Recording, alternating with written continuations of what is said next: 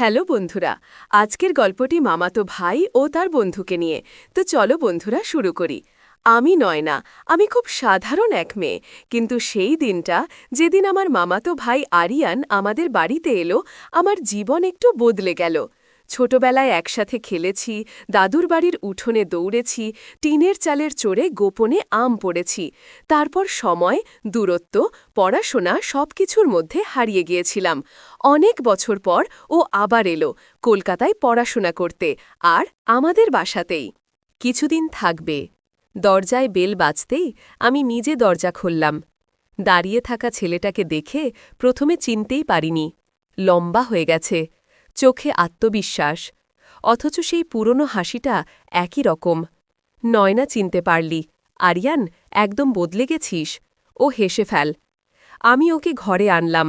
মা খুব খুশি। বাবা জিজ্ঞেস করলেন কতদিন থাকবে। আমি চুপ করে পাশে বসেছিলাম।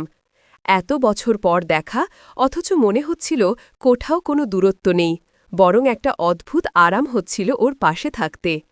রাতে নিজের ঘরে বসে ভাবছিলাম, মানুষ এত বদলায় কি করে। ছোটবেলার সেই ছেলেটা এখন একদম অন্য মানুষ, তবু সেই চোখের দৃষ্টি কি আজও আগের মতো? এইভাবে সম্পর্কের নতুন সূচনা হয়, চুপচাপ ধীরে ধীরে চোখে চোখ রেখে। ভালো লাগা অনুভব, তাদের শব্দ দরকার হয় না। সেই রাতে আরিয়ানের ঘর ওর জন্য গুছিয়ে দিলাম। মা বালিশের কভার পাল্টাচ্ছিলেন, আমি পাশে দাঁড়িয়ে ওর সুটকেসটা খুলে দিচ্ছিলাম। সব ঠিক আছে তো, আমি জিজ্ঞেস করলাম। হ্যাঁ রে, তোর হাতেই তো সব ঠিক হয়ে যাবে, বলেই ও হেসে দিল। ওর চোখে সেই আত্মবিশ্বাস আবার কেমন যেন একরাশ মায়া। রাত বাড়ছিল। খাওয়া দাওয়ার পর মা বললেন, তুই ওকে ছাদটা দেখিয়ে আন। অনেকদিন তো আমাদের বাড়িতে আসিস না। গিয়ে আমার বুকের ভেতর কেমন যেন দুলে উঠল। ছাদে উঠতে উঠতে নরম হাওয়া গায়ে লাগছিল, আকাশে আধো চাঁদ। আমরা দুজন পাশাপাশি দাঁড়ালাম। এই ছাদটা এখনও আগের মতোই আছে, শুধু আমরা বদলে গেছি। আরিয়ান বলল। আমি চুপ করে ওর দিকে তাকালাম। তুই বদলেছিস অনেক, আমি বললাম। ও একবার তাকিয়ে বলল, তুইও তো, কিন্তু তোর সেই চশমা এখনও আছে। আমি হেসে ফেললাম, না রে, এখন কন্ট্যাক্ট লেন্স পরি। ও সেই হাসির মধ্যে যেন অনেক কিছু ছিল, মনে পড়া, না বলা কথা, অজানা কিছু টান। তারপর আমরা বসে পড়লাম ছাদের এক কোণে। আগের মতোই অনেক কথা হলো, স্কুল, কলেজ, বন্ধু, স্বপ্ন, আর কিছু এমন কথা যেগুলো ছোটবেলায় বুঝিনি। তুই জানিস নয়না, আমার ছোটবেলায় সবথেকে প্রিয় বন্ধুটি ছিলি তুই। আরিয়ান বলল। আমি এক মুহূর্ত চুপ থেকে বললাম, তুইও কিন্তু তোর চলে যাওয়ার পর আমি যেন নিজেকে হারিয়ে ফেলেছিলাম। কেউ গভীর চোখে তাকিয়ে রইল, চোখের ভাষা বোঝা যায়। অনেক সময় কিন্তু বলা যায় না। রাত নেমে এসেছিল পুরোটাই, ঘড়িতে রাত 6:30। অনেক দেরি হয়ে গেছে। আমি বললাম, আরিয়ার নিচে নামার আগে একবার পিছন ফিরে তাকাল। আমি দেখলাম সেই চাহনি যেটা চোখে পড়ে অথচ ঠোঁটে আসে না। আমার বুকের ভেতর কেমন এক অস্থিরতা, যেন কোনো অচেনা রাস্তা ধরে হেঁটে যাচ্ছি। জানি না কোথায় গিয়ে শেষ হবে, কিন্তু যেতে বড় ভালো লাগছে। পরদিন সন্ধ্যায় বাড়িতে হালকা আড্ডা চলছিল। মা বাবার সঙ্গে নিচে বসেছিলেন, আর আমি রান্নাঘরে চা বানাচ্ছিলাম। আমি হেল্প করি, পিছন থেকে আরিয়ানের গলা। আমি হেসে বললাম, তুই তো আগে শুধু কাপে চা খেতে জানতিস, এখন বানাতেও চাস। ও হালকা হেসে পাশে এসে দাঁড়ালো। আমাদের কাজ ছুঁয়ে গেল এক মুহূর্তের জন্য, একটি খুব সাধারণ কিন্তু অজান্তেই ভেতরে কাঁপন তুলে দেওয়া ছোঁয়া।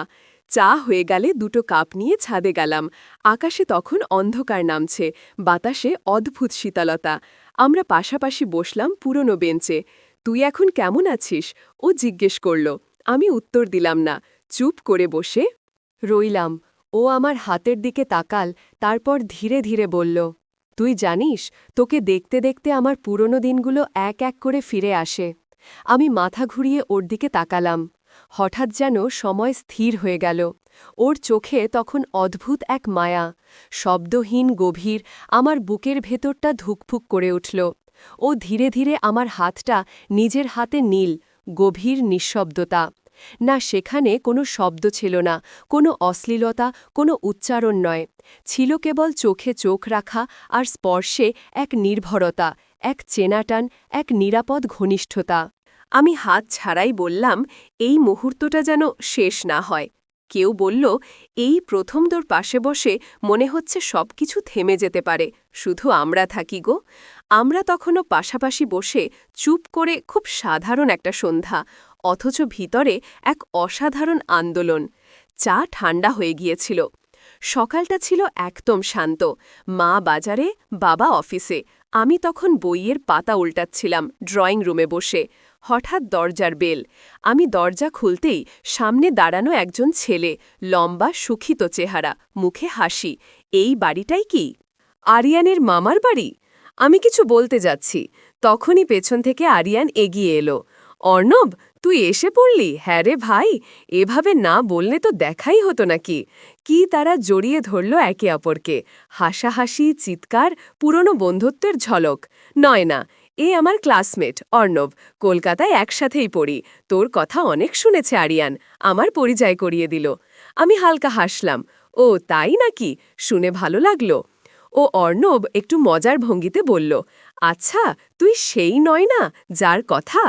আরিয়ান এত বলে এবার বোঝা যাচ্ছে কেন আমি হেসে ফেললাম, কিন্তু ভেতরে কোথাও যেন একটা কাটা বেঁধে গেল। দুপুরটা বেশ হুল্লোড় কেটেছিল। ওরা দুজন মিলে স্মৃতির পাহাড় খুঁড়ছিল। পুরনো কলেজের গল্প, মজার ঘটনা, সব কিছুতেই হাসির রোল উঠছিল। আমি কখনো পাশে বসে থাকছিলাম, কখনো উঠে যাচ্ছিলাম চা আনতে। একসময় দেখি অর্ণব আমাকে নিয়ে একটু বেশি কথাবার্তা বলছে, তামাশার ছলে, চোখে চোখ রেখে। আমার হাসি আরিয়ানের চোখে ধরা পড়েছিল কিনা জানি না, কিন্তু হঠাৎ দেখলাম ও একটু চুপচাপ। বিকেলে ছাদে উঠে দাঁড়িয়েছিলাম একা, পেছন থেকে আরিয়ান এসে দাঁড়ালো। অর্ণব, তোদের বাড়ি প্রথমবার এলো। ও একটু বেশি খোলামেলাকে। হ্যাঁ, বুঝতে পেরেছি আমি, কাঁধ উঁচিয়ে বললাম। ও কিছুক্ষণ চুপ করে রইল, তারপর বলল, তোকে কেউ এভাবে দেখলে, কথা বললে, কেন যেন মনে হয় তুই শুধু আমার জন্য। আমি তাকালাম ওর দিকে। ওর চোখে ঈর্ষা নয়, বরং এক ধরনের অধিকার ভয় মিশ্রিত ভালোবাসা। আমি হেসে বললাম, তুই কি ঈর্ষা করছিস? চোখে গভীরতা নিয়ে বলল, তোর পাশে কেউ আসুক, সেটা আমি চাই না। কারণ তুই এমন একটা জায়গায় বসে গেছিস আমার মনে, যেখানে কেউ পৌঁছাতে পারবে নাকি। আমি চুপ করে ওর পাশে দাঁড়িয়ে রইলাম। বাতাসে তখনও অর্ণবের শব্দ গুলে গিয়েছিল, কিন্তু ওর পাশে দাঁড়িয়ে মনে হচ্ছিল এইটুকুই আমার শান্তি। পরদিন সকালে আমি রান্নাঘরে জল ফুটাচ্ছিলাম, চা বানাবো ভাবছিলাম। তখনই পাশ থেকে মা বললেন, তোর বন্ধু অর্ণব তো বেশ স্মার্ট, ভালো ব্যবহারও। আমি হেসে বললাম, হ্যাঁ, কিন্তু ও আরিয়ানের বন্ধু গো। তা তুইও তো বেশ খোশ মেজাজে ছিলিস। ওর সঙ্গে মা হেসে বললেন। মায়ের কথাটা কানে লেগে রইল। আমি কিছু বললাম না। ভিতরে ভিতরে একটু অস্বস্তি হচ্ছিল, কারণ আমি নিজেও বুঝতে পারছিলাম ওর সাথে হাসি মজার সময়গুলোতে আরিয়ানের চোখের ভাষা আমি উপেক্ষা করেছিলাম। বিকেলে ছাদে গিয়েছিলাম একা। হাওয়াটা ভারী লাগছিল যেন। মনের ভিতর কিছু জমে আছে। পেছনে পায়ের আওয়াজ, একা একা আরিয়ান। আমি ঘুরেও তাকালাম না। তুই অর্ণবর সঙ্গে ভালোই মিলিয়ে ফেললি, তাই না? ওর কণ্ঠে চাপা কিছু। আমি ঠুক চেপে বললাম, তোর বন্ধুর সঙ্গে একটু ভালো ব্যবহার করলেই কি তা খারাপ? ওর কাছে এসে দাঁড়ালো। আমি জানি তুই যা করিস সেটা সচেতনভাবেই করিস, কিন্তু আমি জানি তোকে কেউ স্পর্শ করলে আমার বুকের ভেতরটা কেমন করে। কি এই কথাটা শুনে আমি তাকালাম ওর চোখে। সেখানে ছিল এক রাশ ব্যথা, কৃতজ্ঞতা, অভিমান আর শিকার না খোকরা ভালোবাসা। আমি ধীরে ধীরে বললাম, তুই কখনো কিছু বলিস না, আর আমি তো কিছু ধরেও নিতে পারি না। তুই যদি এতটা অনুভব করিস তাহলে বলিস না কেন? ও হঠাৎ করে আমার হাতটা ধরল। কারণ আমি জানি না তুই আমাকে সেই চোখে দেখিস কিনা। তুই এখনও আমার শৈশবের নয়না নাকি কেউ অন্য। আমার বুকের ভেতর এক রাশ ঢেউ উঠল। আমি ওর চোখে চোখ রেখে বললাম, আমার সব শৈশবের, কৈশোরের, আজকের সব দিনের কেন্দ্র ছিলি তুই। শুধু আমি বুঝিনি আগে। ও আমার কপালে হালকা ছোঁয়া দিল। একটা দীর্ঘ নিঃশ্বাসে যেন ওর ভেতরে জমে থাকা সমস্ত দ্বিধা গলে গেল। সেই মুহূর্তটা ছিল নিঃশব্দ, অথচ বিস্ফারিত, যেখানে শব্দের দরকার ছিল না, কেবল উপস্থিতি যথেষ্ট। সন্ধ্যাটা একদম হঠাৎ করেই তৈরি হলো। অর্ণব ফোন করে বলল, আজ একটু বেরোবি? আমি আর আরিয়ান প্ল্যান করছি ছোট একটা ক্যাফে আড্ডা গো। আমি একটু দ্বিধা ছিলাম, কিন্তু আরিয়ান বলল, চল না, অনেক দিন তো বাইরে যাওয়া হয় না তোকে নিয়ে, বেরোতে ইচ্ছা করে। কি, তিনজন বেরিয়ে পড়লাম। কাছেই একটা ছোট ক্যাফে, আলো ঝলমলে আর উষ্ণ এক পরিবেশ। অর্ণব একেবারে প্রাণ খুলে গল্প করছিল। ওর ভঙ্গি, রসবোধ, বুদ্ধিদীপ্ত কথা আমার মুখে হাসি এনে দিচ্ছিল বারবার। আরিয়ান শুরুতে হাসছিল ঠিকই, কিন্তু মাঝে মাঝেই আমি ওর চোখে কিছু একটা চুপ করে পড়তে পারছিলাম। কখনো চুপচাপ তাকিয়ে থাকা, কখনো হঠাৎ গম্ভীর হয়ে যাওয়া। অর্ণব বলল, তুই জানিস নয়না, আরিয়ান এত চুপচাপ থাকে শুধু তোর সামনে। ক্লাসে তো একেবারে বদমাইশ। আমি একটু চমকে ওর দিকে তাকালাম। আরিয়ান হেসে বলল, হয়তো তোর সামনে আমি অন্যরকম হয়ে যাই। কি? এই কথাটার পর অর্ণব একটু থেমে গেল। তারপর আমার দিকে তাকিয়ে বলল, জানিস নয়না, তোকে আমি প্রথম দেখাতেই বুঝে গিয়েছিলাম। তুই ওর চেয়ে অনেক বেশি গুরুত্বপূর্ণ। আমি হেসে ফেললাম। তুই তো একদিনেই সব বুঝে ফেললি। অর্ণব কিছু বলার আগেই আরিয়ান থেমে গিয়ে বলল, সবাই সব বুঝলেও অনুভবগুলো কে কত গভীরভাবে রাখে সেটা বুঝতে অনেক সময় লাগে। কি কথাটা শুনে আমি থেমে গেলাম। মনে হচ্ছিল দুজনেই যেন এক অদৃশ্য রেশারেশিতে ঢুকে পড়েছে। হাসির আড়ালে এক অজানা টান। চা শেষ করে বাইরে এসে দাঁড়ালাম। বাতাসে হালকা শীত। আমি সামনের দিকে হাঁটছিলাম। হঠাৎ পেছন থেকে অর্ণব বলল, তোকে একটা কথা বলি নয়না। আমি ফিরে তাকালাম। তুই যদি বলিস, আমি আজ থেকেই আরিয়ানের পাশে দাঁড়ানো বন্ধ করে দিতেও পারি। কথাটা শুনে আমার বুকটা ধক করে উঠল। আরিয়ান তখন একপাশে চুপচাপ দাঁড়িয়েছিল। অর্ণবের দিকে তাকিয়ে বলল, নয়না, কাউকে বলতে দেবে না কি করবে? ওর চোখেই ওর সব উত্তর লেখা থাকে। আমি দুজনের মাঝখানে দাঁড়িয়েছিলাম, শব্দহীন অথচ মন ভরা অনুভব নিয়ে। সেই সন্ধ্যা থেকে আমি বুঝেছিলাম আমার দিকে দুটো চোখ তাকিয়ে আছে, কিন্তু একজোড়া চোখেই আমি নিজেকে দেখতে পাই। দিনগুলো কেটে যাচ্ছিল। সকাল হতো, দুপুর পেরিয়ে সন্ধ্যা নামত, আর আমাদের সম্পর্ক ঠিক সেই ছায়ে ছায়ে চলতে থাকত। চোখে চোখ রাখা, একসাথে বসে চা খাওয়া, ছাদের কোণে হালকা বাতাসে চুপচাপ বসে থাকা। আশেপাশের মানুষদের কাছে আমরা মামাতো ভাইবোন, অথচ আমাদের মধ্যেকার দৃষ্টির ভাষা, ছোট ছোট মুহূর্ত, হাত ছুঁয়ে যাওয়া, সবকিছু যেন ধীরে ধীরে বলে দিচ্ছিল এখানে কিছু আছে যা সম্পর্কের সংজ্ঞার বাইরেও। একদিন সন্ধ্যায় আমার ঘরে বসে বই পড়ছিলাম। হঠাৎ দরজায় টোকা। ভিতরে আসবি বললাম। আরিয়ান আস্তে আস্তে ঢুকল, হাতে দুটো কফির কাপ। আজ একটু ঠান্ডা লাগছে, তাই ভাবলাম তোকে গরম কিছু দিই। আমি হেসে বললাম, তুই এখন বুঝি আমাকে কফি খাওয়ানোর দায়িত্ব নিয়েছিস? তুই যদি আমায় ছাড়িস, আমি সব দায়িত্ব নিতে রাজি। কি কথাটা শুনে আমার বুকের ভেতর হালকা ধাক্কা। আমি কিছু না বলে কফির কাপটা নিলাম। ও চুপ করে আমার পাশে বসে পড়ল। কিছুক্ষণের নীরবতা। আমি জানালা দিয়ে বাইরে তাকিয়ে বললাম, এই সম্পর্কটার কোনো নাম দিলে কেমন হয়? ও বল না কিছু। আমি ফিরেও তাকালাম না, কিন্তু ঠিক তখনই ও আমার হাতে হাত রাখল। সবকিছুর নাম থাকতে হয় না, নয় না? কিছু কিছু অনুভব শুধু থাকে নিঃশব্দে আড়ালে, যেমন তুই আছিস আমার ভিতর, নামহীন অথচ সবচেয়ে চেনা। আমি মুখ ঘুরিয়ে ফেললাম, যাতে ও দেখতে না পায়। ও চুপ করে আমার পাশে বসে রইল। আমরা কথা বলিনি, তবু সেই রাতে আমি জানতাম আমরা একে অপরের হয়ে যাচ্ছি ধীরে ধীরে। প্রতিটি স্পর্শ, প্রতিটি চুপ থাকা, প্রতিটি হাসির ফাঁকে এভাবেই দিন চলতে থাকে। সম্পর্ক নামহীন ভালোবাসা, যার গভীরতা মেপে দেখা যায় না। সেদিন বাড়িতে ছিল এক অদ্ভুত নীরবতা। মা বাবা বাইরে গিয়েছেন, আর আরিয়ান কোথায় যেন বেরিয়েছে, পুরনো এক বন্ধুর সঙ্গে। আমি একা বসেছিলাম বই হাতে, কিন্তু মন পড়ছিল না। এমন সময় হঠাৎ অর্ণবের ফোন। তোদের বাড়িতে কেউ আছে নাকি? না, আমি একাই আছি। তুই কেমন আছিস? আছিস?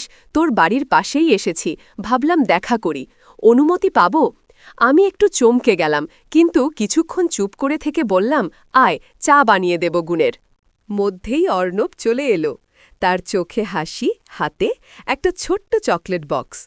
তোর জন্য এনেছি আমি, জানি তুই চকলেট এখনও আগের মতন ভালোবাসিস। কু। আমি হেসে বললাম, তুই অনেক কিছু জানিস। অর্ণব ঘো। আমরা বসে পড়লাম বারান্দায়। জানালার পাশে আলো এসে পড়ছিল। আমি ওকে চা দিলাম। কথোপকথন শুরু হলো। সহজেই কলেজ লাইফ, বন্ধুদের বিয়ে, ভবিষ্যতের স্বপ্ন। কিন্তু হঠাৎ একটা প্রশ্ন, নয়না, তুই কি জানিস তুই ঠিক কতটা আলাদা? আমি থমকে গেলাম। মানে, তুই এমন একটা মানুষ যার পাশে এসে মনে হয় সময় একটু থেমে যায়। তোর কাছে একটা শান্তি আছে যেটা আমি কোথাও পাইনি। আমি একটু অপ্রস্তুত হয়ে পড়লাম। তুই সবসময় এমন করিস কেন অর্ণব? কারণ সত্যিটা এড়িয়ে যায় কি করে? তুই আর আরিয়ান কাছাকাছি সেটা আমি জানি, কিন্তু তুই কি জানিস আমি তোর পাশে এসে নিজেকে নতুনভাবে খুঁজে পাই? আমি চুপ করে রইলাম। আমি তোর কোনো অধিকার দাবি করছি না নয়না, শুধু এটুকু বলতে চাই, যদি কোনোদিন তোর মনে প্রশ্ন জাগে আরিয়ান ছাড়া কেউ আমাকে এতটা বুঝেছে কিনা, তখন তুই আমাকে একবার ভাবিস কুলু। আমি চোখ নামিয়ে ফেললাম। বাতাস ভারী হয়ে এলো, কিন্তু কিছু বলিনি। অর্ণব একটু দূরে সরে দাঁড়াল। চল এখন যাই, তোর চোখে আমি পেয়েছি, কিন্তু হয়তো সেটা আমার জন্য নয়।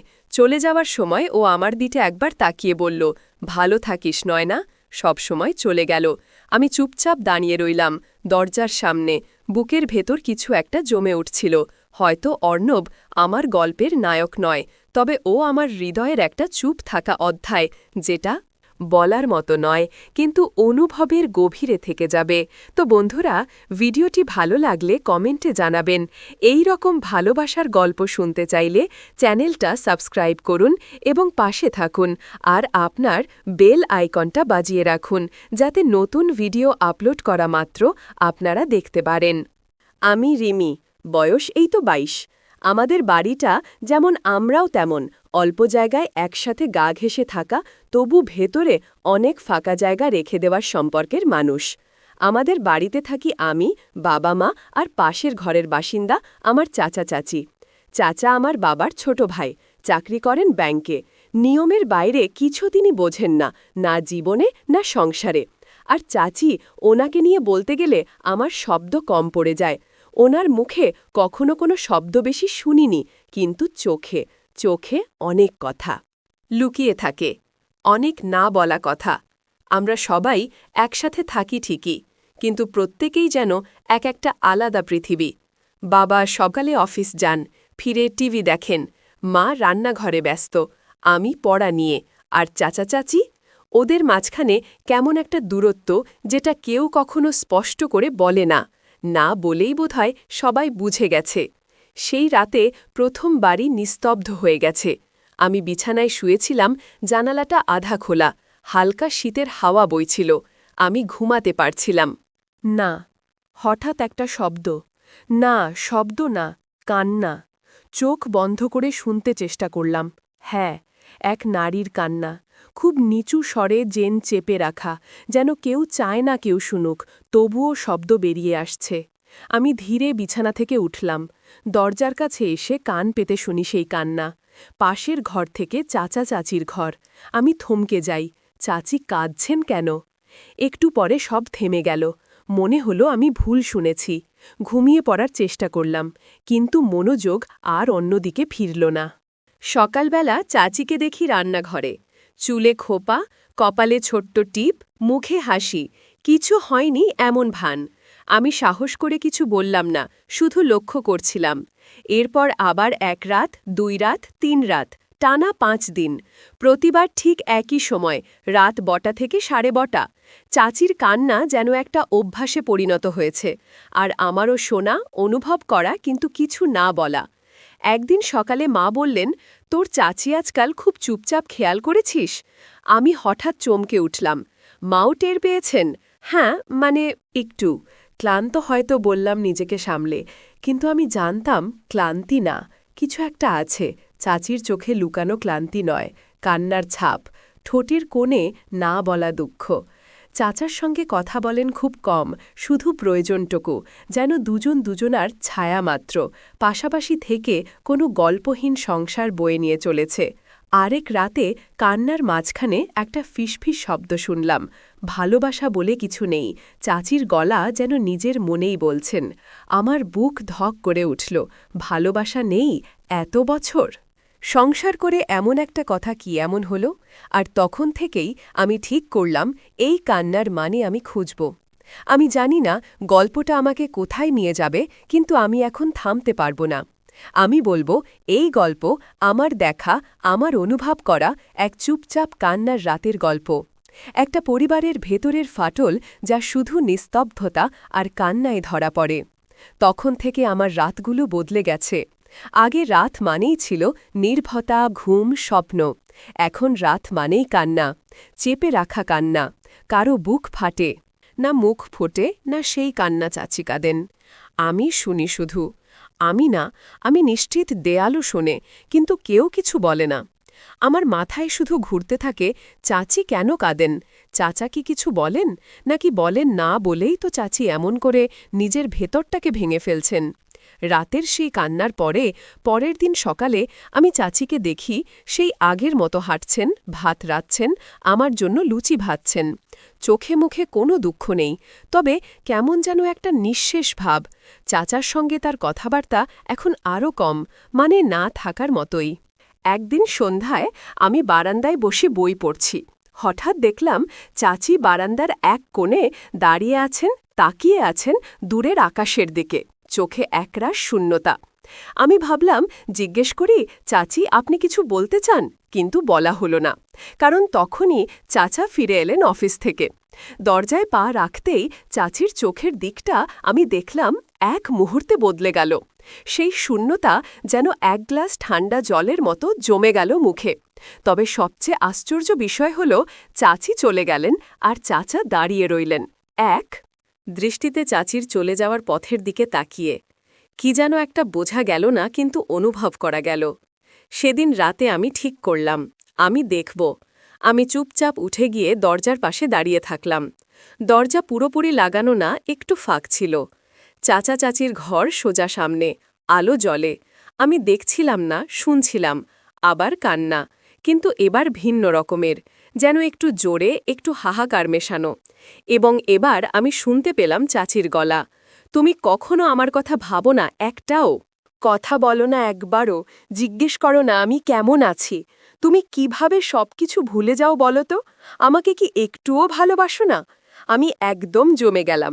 তারপর চাচার গলা শোনা গেল, খুব নিচু, খুব কঠিন কণ্ঠে। ফিরিয়ে দিতে পারি, তুমি বলো। তুমি যদি চাও, আজকেই আমি সব শেষ করে দিই। চাচির কান্না থেমে গেল। শুনশান। আমি দাঁড়িয়ে আছি, কিন্তু বুক ধক ধক করছে। আমি তখনও জানি না সব শেষ করে দিই এই কথাটার মানে কি, কিন্তু একটা কথা বুঝে গেছি, এই ঘরের দেয়ালে যা আছে তা শুধু কান্না না, তার চেয়েও অনেক বেশি। এই ঘরে একটা অতীত লুকিয়ে আছে। আমি ভাবছিলাম হয়তো কেউ হারিয়ে গেছে, কেউ চলে গেছে, কিংবা কেউ ভুলে গেছে। আর আমি এখন গল্পের মাঝখানে দাঁড়িয়ে আছি, শুধু এক প্রশ্ন মাথায়, চাচি কেন কাঁদেন? এক সপ্তাহ পেরিয়ে গেল চাচি চলে যাওয়ার পর। আমার মনে হয়েছিল বাড়িতে একটা শূন্যতা, একটা অস্বস্তি বাসা বেঁধে গেছে। চাচা তো চুপ, আর আমি নিজেও কিছু বুঝে উঠতে পারছিলাম না। ঠিক কী ঘটেছিল, কেন ঘটেছিল, সে নিয়ে ভাবতে ভাবতে একদিন মা বললেন, চাচি আর চাচা এই বাড়িতে একসাথে থাকবেন না। চাচি চলে যাবেন, সব কিছু মিটে যাবে। আমি কিছু বললাম না, কিছু বলতে পারলাম না। আমার চোখের সামনে অনেক প্রশ্ন, কিন্তু সব কিছুতেই মৃত বেইচু। একদিন সকালে মা এসে বললেন, চাচা আবার বিয়ে করবেন, দ্বিতীয়বার বাড়িতে নতুন বউ আসবে। কি? এটা শুনে আমি চমকে গেলাম। চাচা দ্বিতীয় বিয়ে করবেন? আমি বুঝতে পারছিলাম না। কেন? চাচা তো আগে থেকেই এত নিঃশব্দ। আরও একটি বইয়ের দরকার কি? যাই হোক, কিছুদিন পর একদিন বাড়িতে চাচা নতুন বউ নিয়ে আসলেন। এবার চাচি, নতুন চাচি। এই চাচিও প্রথমটাই সবার মতো হাসি মুখে আমাদের সঙ্গে পরিচিত হলেন। তার নাম সুমি। শখ সুযোগেও অন্যরা যেমন মিষ্টি হাসি দিয়ে মেলামেশা করেন, সুমিও সেভাবেই আচরণ করলেন। তবে প্রথম থেকেই তার চোখে কিছু একটা ছিল, একটা কিছু বলা না বলা ছিল, যা আমি ঠিক বুঝতে পারছিলাম না। চাচার দ্বিতীয় বিয়ে নিয়ে একটা অদ্ভুত চাপ যেন সবাই মাথায় চাপিয়ে চলছিল। বাড়ির সবাই শান্ত ছিল, তবে কিছুটা ভার ছিল মেজাজে। তারপর সেই রাতটা এলো। আমার রাতে ঘুম আসছিল না। জানালাটা খুলেছিল, একটু ঠান্ডা বাতাস ভিতরে ঢুকছিল। আমি বিছানায় শুয়েছিলাম। হঠাৎ আবার সেই পুরনো কান্নার শব্দ। এবার চাচি, নতুন চাচি সুমি, একটু থেমে আবার শুরু হলো। এটা কি আবার কাকতালীয়? কেন কেন তিনি কাঁদছেন? আমি তাড়াতাড়ি উঠে দরজার দিকে এগিয়ে গেলাম।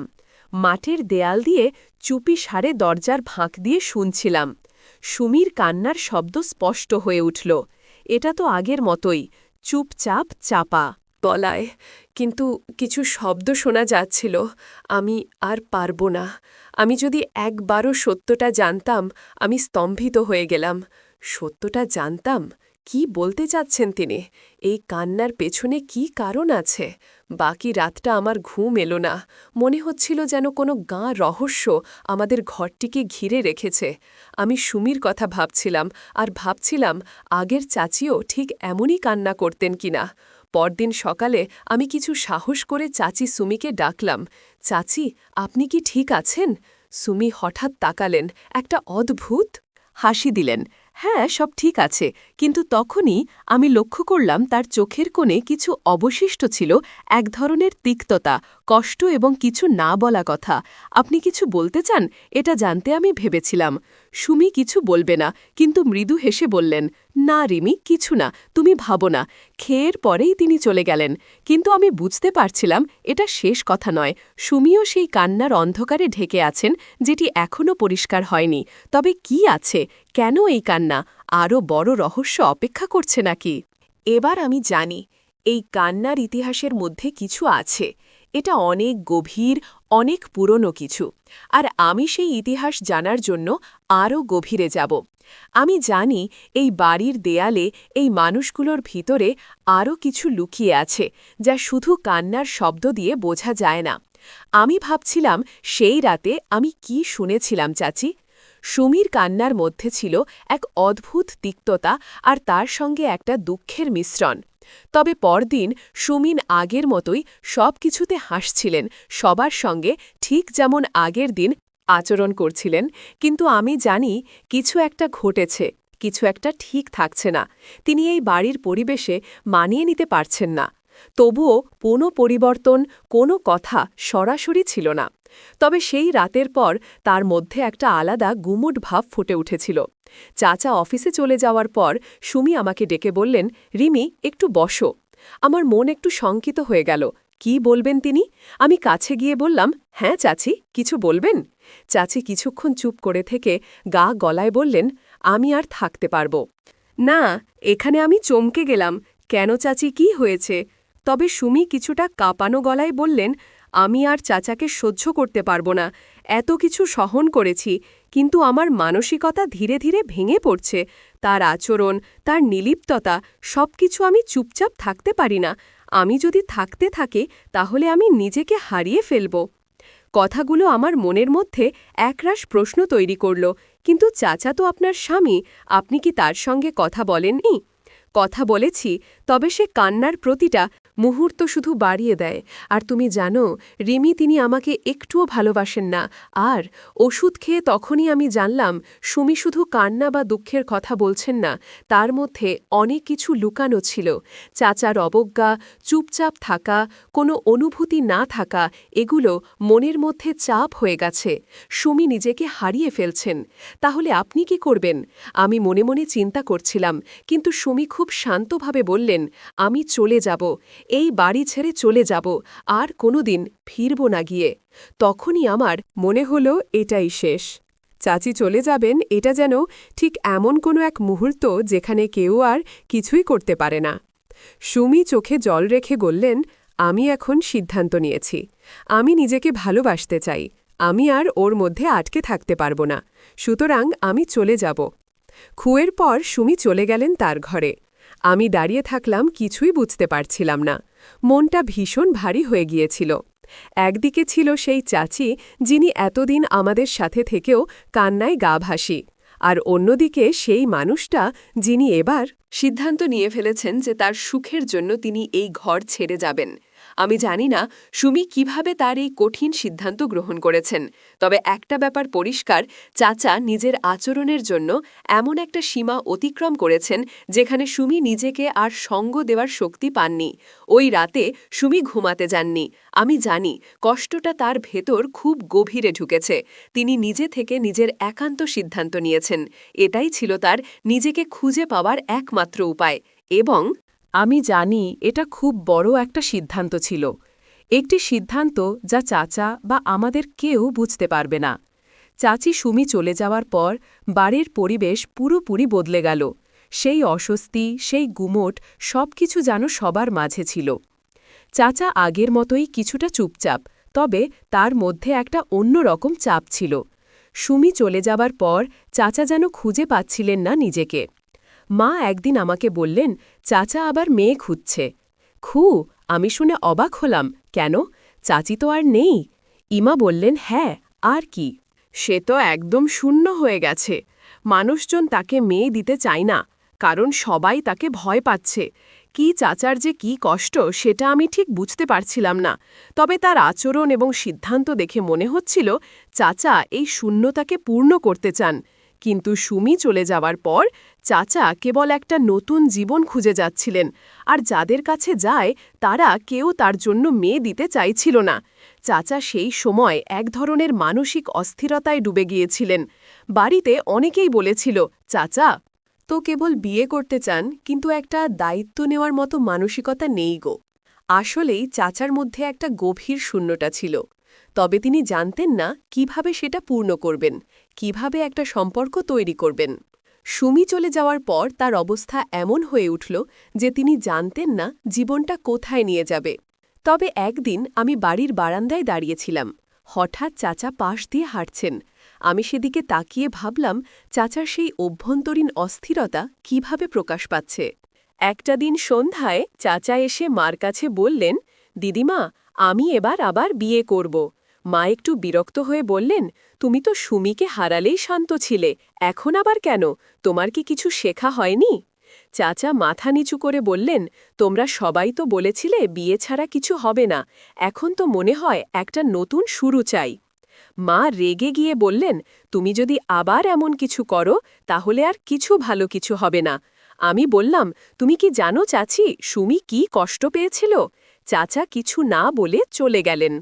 তবে আমি জানি চাচা কি ভাবছেন। তিনি শূন্যতাকে পূর্ণ করতে চাইছেন, তবে সে কষ্ট তার কাছে অজ্ঞাত।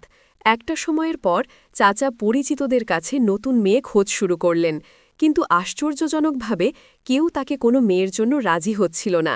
তারা বলছিলেন, তুমি তো আগেও সুমিকে ঠিকমতো খেয়াল রাখোনি, এই বয়সে তোমার আবার মেয়ে চাই কেন? এরপর চাচা দুঃখিত হয়ে বললেন, অথচ আমি তো শুধু একা থাকতে পারছি না, আমার জীবনটা এত নিঃসঙ্গ হয়ে গেছে, আবার যদি কেউ পাশে থাকে তাহলে হয়তো কিছুটা শান্তি পাব। কিন্তু কেউ তার কথা শুনতে রাজি হচ্ছিল না। চাচা একসময় আরও হতাশ হয়ে পড়লেন। তার মানে কি তিনি এই সংসারে আর কিছু পাবেন না? সবাই তাকে অবজ্ঞা করতে থাকল। তবে চাচার এই মানসিক অবস্থা পুরোপুরি পরিবর্তন হয়ে উঠছিল। এটাই সেই সময় যখন চাচার সেই নিঃসঙ্গতা, যেটা তিনি প্রথমে বুঝতে পারেননি, ধীরে ধীরে প্রকাশ পাচ্ছিল। আর নতুন মেয়ের খোঁজে তার এই শূন্যতা পূর্ণ করার চেষ্টাও ক্রমশ ভুল পথে চলে যাচ্ছিল। তবে তখনই একদিন চাচা এসে বললেন, আমি সিদ্ধান্ত নিয়েছি, আমি আর কাউকে বিয়ে করব না, আমি এখন এই একাকিত্বের সঙ্গেই বাঁচুক। ঘুঁটা শুনে আমি চমকে গেলাম। চাচা যে এতদিন কেবল নতুন জীবন খুঁজে চলেছিলেন, সে আবার এভাবে ভাবতে শুরু করেছেন, এটি চাচার ভেতরের এক ধরনের পরিবর্তন যেন। তিনি নিজের শূন্যতাকে মেনে নিতে শিখছেন। তবে আমার মনে হয় চাচা আসলে একটা গভীর অভ্যন্তরীণ দ্বন্দ্বে ছিলেন। প্রথমে তিনি চেয়েছিলেন আরেকটি সম্পর্ক তাকে নতুন করে জীবন দেবে, কিন্তু শীঘ্রই বুঝতে পারলেন তার জীবনে কোনো সম্পর্ক নতুন কিছু দিতে পারবে না যতক্ষণ না তিনি নিজের অভ্যন্তরীণ কষ্টকে গ্রহণ করেন। এবং সে মুহূর্তে চাচা বুঝে গিয়েছিলেন প্রত্যেকটা সম্পর্কের মধ্যে একটা ভঙ্গুরতা থাকে, এবং যদি তা অন্যের ওপর চাপানো হয় তবে সেটা শুধুমাত্র আরও বড় ক্ষতির কারণ হবে। চাচার নতুন জীবন শুরু করার সিদ্ধান্তের পর বাড়ির পরিবেশ কিছুটা শান্ত ছিল। চাচা তার সিদ্ধান্তে স্থির ছিলেন, তিনি আর বিয়ে করবেন না। কিন্তু এই সিদ্ধান্তের পরও আমাদের মধ্যে কিছু অস্বস্তি ছিল। চাচা এখনও নিঃসঙ্গ, এখনও শূন্যতায় ডুবে আছেন, তবে কেউই তার সাহায্যে এগিয়ে আসছে না। সেই সময় মা এসে এক অদ্ভুত কথা বললেন। একদিন বিকেলে আমি ঘরের কোণে বসেছিলাম। মা এসে হঠাৎ আমার দিকে তাকিয়ে বললেন, রিমি, আমি একটা সিদ্ধান্ত নিয়েছি। আমি অবাক হয়ে মাকে দেখলাম। কি সিদ্ধান্ত মা? চাচার সঙ্গে তোমার বিয়ে দেব ঘো। আমি যেন আমার স্থান থেকে উঠে না দাঁড়াতে পারলাম। মনের মধ্যে প্রশ্নের ঢেউ শুরু হয়ে গেল। কি বলছেন আপনি? মা আমার দিকে গভীর দৃষ্টিতে তাকিয়ে বললেন, হ্যাঁ, ঠিকই শুনেছ। আমি মনে করি এই পারিবারিক পরিস্থিতির মধ্যে তুমিও চাচা একসাথে জীবন কাটাতে পারো। আমি বাকরুদ্ধ হয়ে গেলাম। আমার মনে নানা প্রশ্ন এবং চিন্তা একসাথে ভিড় করল। এটা কেন মা? আপনি কি ভাবছেন মা? মা এক গভীর নিঃশ্বাস নিলেন। রিমি, তুমি তো জানো চাচার কি অবস্থা। সে একদিকে শূন্যতা নিয়ে বেঁচে আছে, আর অন্যদিকে আমাদের মধ্যে কেউ তাকে বুঝে ওঠার মতো অবস্থায় নেই। আমি যদি তোমাদের একে অপরকে সাহায্য করতে দেই, তবে কিছুটা শান্তি আসতে পারে কি? এটা কিভাবে সম্ভব? আমার ভেতরে দ্বন্দ্ব তৈরি হচ্ছিল। একদিকে চাচার শূন্যতা, অন্যদিকে আমি নিজে। আমি কিভাবে তাকে সাহায্য করতে পারব? কিভাবে নিজের জীবনটা এত তাড়াতাড়ি বদলে ফেলব? মা আরও কিছু বললেন। এটা অবশ্যই তোমার সম্মতিতে হবে। তবে আমি বিশ্বাস করি চাচা তোমাকে ভালোবাসবে। সে তোমাকে একমাত্র উপায় হিসেবে দেখতে পাবে। তার সাথে সম্পর্কটা যদি তুমি মেনে নাও, তাহলে আমরা পারিবারিকভাবে একসাথে থাকব। কেউ তোমাদের বিরোধিতা করবে না কি? তবে আমি কিছু বলতে পারলাম না। মনের মধ্যে এত কিছু মিলেমিশে যাচ্ছিল। আমি কি সত্যিই এমন একটা সিদ্ধান্ত নিতে পারব? চাচার কাছে যাব কি? আমার চাচা, যাকে আমি চাচা হিসেবেই জানতাম, তাকে অন্যভাবে দেখব? মা এক মুহূর্তের জন্য থেমে গিয়েছিলেন, তারপর বললেন, তোমার সিদ্ধান্তটাই আমি সম্মান করব রিমি, কিন্তু তুমি যদি চাও আমি সব কিছুর জন্য প্রস্তুতকে। এবং তার পরের মুহূর্তেই আমি জানলাম যে মা তার সর্বস্ব দিয়ে এই সিদ্ধান্ত নিতে প্রস্তুত। কিন্তু আমি কি সিদ্ধান্ত নেব? আমি কি চাচাকে নিজের জীবনসঙ্গী হিসেবে দেখতে পারব? এত অদ্ভুত পরিস্থিতি, এটা কিভাবে সম্ভব? এটা যেন এক গভীর মানসিক চাপ হয়ে দাঁড়িয়েছিল। চাচার প্রতি কোনো অনুভূতি ছিল না, কিন্তু সে তো পারিবারিক চাপের মধ্যে আটকে আছে। আমার জন্য সবকিছু জটিল হয়ে উঠছিল। আমি কিভাবে বুঝব কি করতে হবে? এই মুহূর্তে সবকিছু এলোমেলো হয়ে গেছে। পরদিন চাচা চাচির সিদ্ধান্ত নিয়ে একবার আমাকে ডাকলেন। রিমি, তুমি কি সিদ্ধান্ত নেবে? আমি আর তো কিছু চাই না। আমি শুধু তোমার পাশে থাকতে চাই। তবে আমি জানি তুমি কি ভাবছ গো। আমি চুপচাপ ছিলাম, মাথা নিচু করে বললাম, চাচা, আমি এখনও কিছু বুঝতে পারছি না। মা অনেক কিছু বলছেন, কিন্তু আমি কিভাবে এরকম সিদ্ধান্ত নেব? চাচা আমার দিকে তাকিয়ে বললেন, আমি জানি তুমি কিছুতেই চাপ অনুভব করো, তবে আমার শূন্যতা আর একাকিত্ব আমাকে পেয়ে বসেছে। আমি এবার ভেবেছিলাম এই গল্পটা কোন দিকে নিয়ে যাবে। আমি কিভাবে চাচাকে সাহায্য করব, যাকে আমি শুধুমাত্র চাচা হিসেবে জানি। এবং ওই দিন আমি সিদ্ধান্ত নিলাম আরও কিছু সময় চাচার সঙ্গে কথা বলবো। অন্তত একবার সোজাসুজি কথা বলে দেখি তার কাছে কোনো প্রশ্ন রয়েছে। সত্যি বলতে আমি তখন কিছুই বুঝতে পারছিলাম না। আমার জীবনের এক ভীষণ কঠিন সময়ের মধ্যে আমি আছি। মা যখন সেই সিদ্ধান্ত নিলেন, আমি তখন কিছুই বললাম না। আমি চুপচাপ সব কিছু মেনে নিলাম। সিদ্ধান্ত নেওয়া সহজ ছিল না, কিন্তু মা যখন বললেন, তুমি চাচাকে ভালোবাসবে আর তাকে সাহায্য করবে কি, তখন আমি বিশ্বাস করলাম যে মা ঠিকই বলছেন। হয়তো এই সময়টা আমাকে নিজেকে পরীক্ষায় ফেলতে হবে। হয়তো আমি কিছু ভালো বুঝতে পারব। একটা মাস পর চাচার সঙ্গে আমার বিয়ে হয়ে গেল। বিয়ের দিন পুরো বাড়ি এক অদ্ভুত চুপচাপ অবস্থায় ছিল। সবাই চাইছিল না, তারপরও আমাদের সবার মধ্যে একটা নতুন শুরুর অনুভূতি ছিল। তবে আমি জানি আমার এই সিদ্ধান্তের পর আমার এবং চাচার জীবন একদম পাল্টে যাবে। চাচা সেই দিনও কেমন অদ্ভুতভাবে গম্ভীর ছিলেন। তার মুখে কোনো উচ্ছ্বাস ছিল না, কিন্তু তারপরও তাকে দেখছিলাম সে আমাকে স্বাভাবিকভাবে সমর্থন করছে, ঠিক যেন কোনো অদৃশ্য বোঝাপড়া তৈরি হচ্ছিল আমাদের মধ্যে। চাচা এবং আমি এক নতুন জীবন শুরু করেছি। প্রথম দিকে অবশ্যই একাকিত্ব অনুভূত হচ্ছিল। আমি জানি আমরা দুজনেই একটা অদ্ভুত পরিস্থিতিতে আছি, কিন্তু সময় তো এমন, সবকিছুই মানিয়ে নিতে হয়। তবে সময়ের সাথে সাথে আমি জানলাম চাচা আসলে এক অসাধারণ মানুষ। শুরুতে আমি ভেবেছিলাম সে তো শুধু একজন পরিপক্ক ব্যক্তি যে আমাকে শুধু সহজ করছে, কিন্তু আসলে চাচা একদম আলাদা মানুষ, এত শান্ত, এত পরিপূর্ণ। তার প্রতি শ্রদ্ধা ও ভালোবাসা জন্মাল আমার মধ্যে। যে কেউ যদি তাকে একটু মন দিয়ে দেখত, বুঝতে পারো তিনি কতটা ভালো একজন মানুষ। এটা যখন প্রথম উপলব্ধি করলাম, আমি মনে মনে আফসোস করলাম, কেন এতদিন আমি চাচাকে এভাবে দেখিনি, কেন এতদিন আমি তার সত্যিকারের চরিত্রকে অনুভব করতে পারিনি। আসলে চাচার জন্য চাচি সুমি চলে যাওয়ার পর কিছুটা অপ্রতিরোধ্য একাকিত্ব তৈরি হয়েছিল, যার কারণে চাচা অন্যদের কাছে শরণাপন্ন হয়ে গিয়েছিলেন। কিন্তু চাচা কখনো কাউকে বলত না তার মনের অবস্থা কি। সে নিজের কষ্টের কথা কাউকে বলত না। এখন চাচার পাশে এসে বসে আমি বুঝতে পারলাম তার ভালোবাসা নিঃস্বার্থ, তার শ্রদ্ধা অকৃত্রিম। সে কখনো নিজের কষ্টের কথা বলেনি, কখনো তার চোখে স্বার্থের কোনো ঝলক দেখিনি।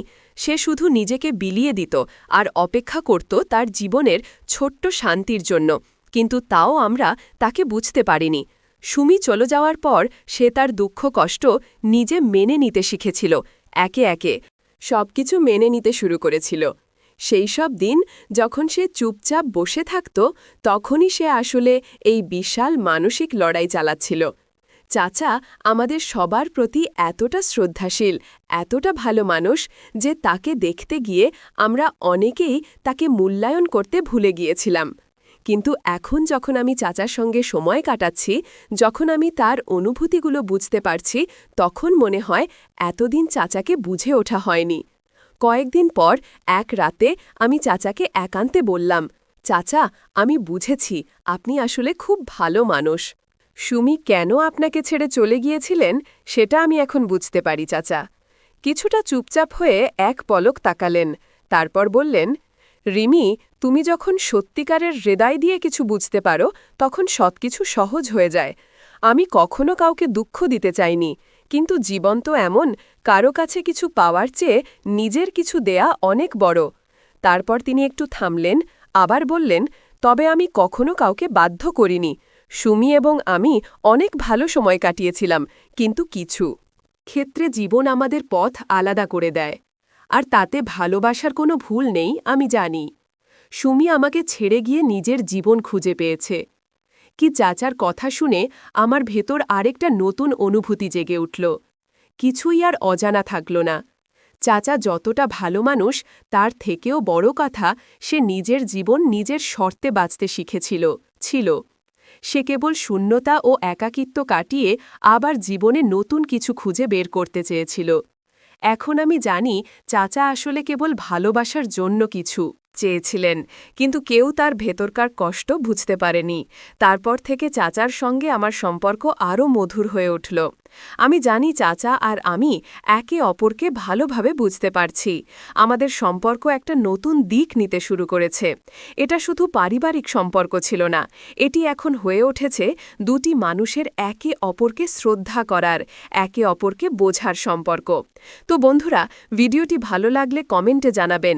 এই রকম ভালোবাসার গল্প শুনতে চাইলে চ্যানেলটা সাবস্ক্রাইব করুন এবং পাশে থাকুন। আর আপনার বেল আইকনটা বাজিয়ে রাখুন, যাতে নতুন ভিডিও আপলোড করা মাত্র আপনারা দেখতে পারেন।